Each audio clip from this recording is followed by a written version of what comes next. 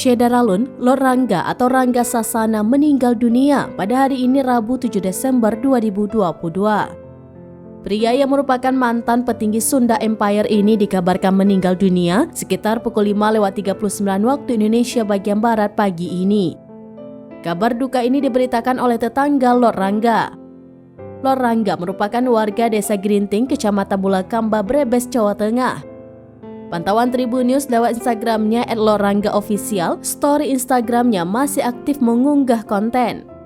Dikutip dari tribunbanyumas.com, pria yang dikenal dengan topi baretnya tersebut meninggal di Rumah Sakit Mutiara Bunda Tanjung, Brebes.